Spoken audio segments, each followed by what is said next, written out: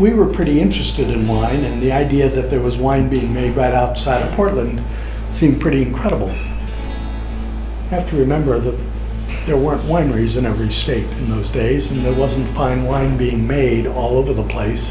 There was no culture of wine. There was no systematic way of getting wine in a restaurant. Most restaurants, even if they served alcohol, didn't serve wine. And if they did serve wine, it was pretty inexpensive and it didn't amount to much. It was a different world. After working for Irie, I realized that what I really needed to do was figure out the secrets of how wine was made in Burgundy.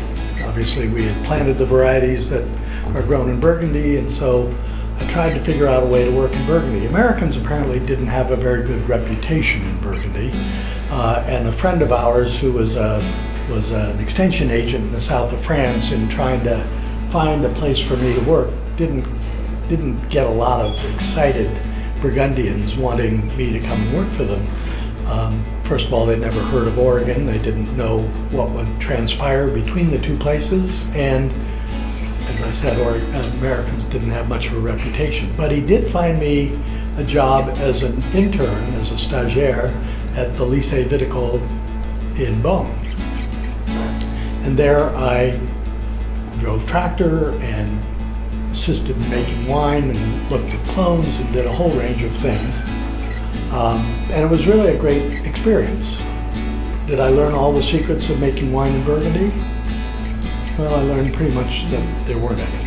That the only secret, if you will, is that each place, the grapes from each place make a different wine, and that the wines from Oregon were unlikely to be identical to the grapes grown in the Côte d'Or.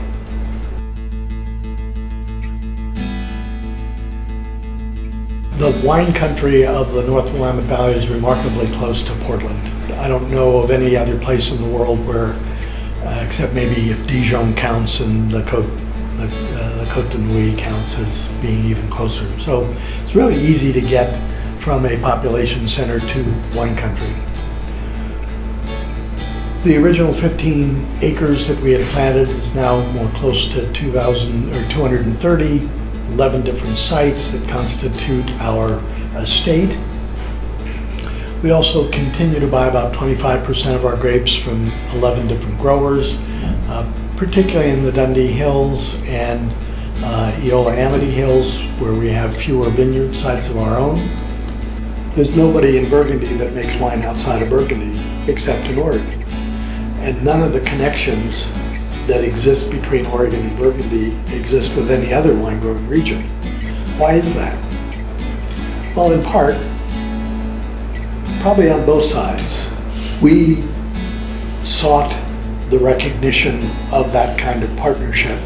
But so far, nobody from Burgundy has gone anywhere except Oregon.